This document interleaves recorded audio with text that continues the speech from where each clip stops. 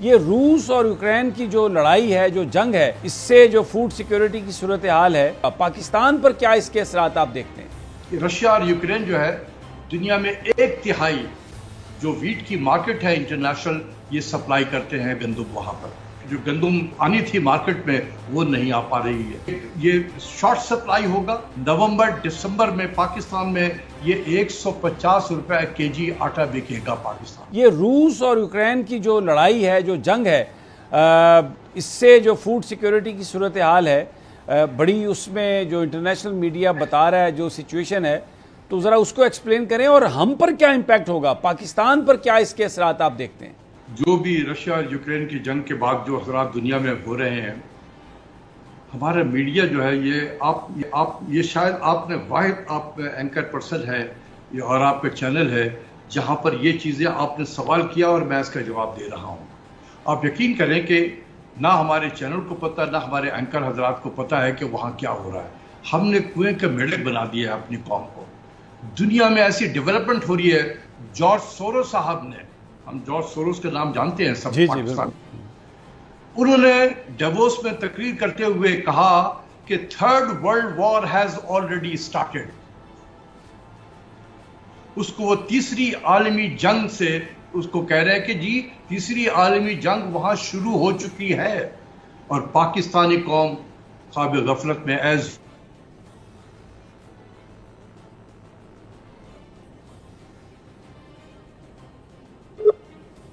ہے کہ جہاں جو میں بتانا چاہوں گا، دیکھیں کہ رشیا اور یوکرین جو ہے دنیا میں 1/3 جو ویٹ کی مارکیٹ ہے انٹرنیشنل، یہ سپلائی کرتے ہیں گندم وہاں پر،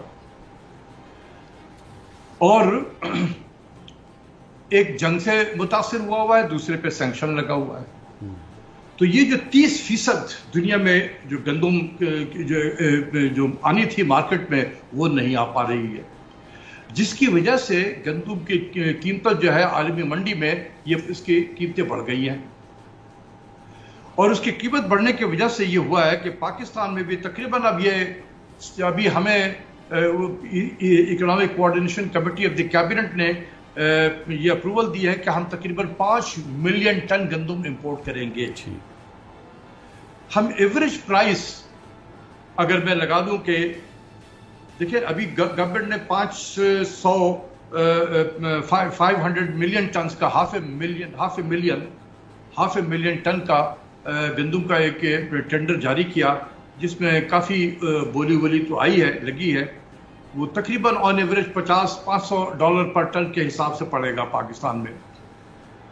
تو آپ دیکھیں کہ کم سے کم یہ تو ابھی کی بات ہے، جیسے جیسے وقت گزرتا جائے گا، کیونکہ یہ 5 ملین ٹن ہم اکٹھے یکمشت تو ہم امپورٹ نہیں کر پائیں گے، کیونکہ اتنی گندم اویلیبل نہیں ہے انٹرنیشنل مارکیٹ میں اس وقت۔ تو یہ وقفے سے آتا جائے گا۔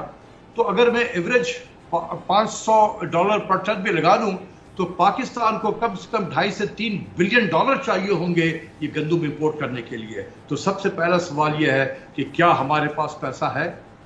نمبر 1۔ نمبر 2، یہ جب ہم جائیں گے مارکیٹ میں تو یہ ہمارے کسانوں کا، جو کسان حضرات ہیں، جو زمیندار ہیں، ان کو بھی انٹرنیشنل مارکیٹ کا پتہ ہے، بالکل پتہ ہے۔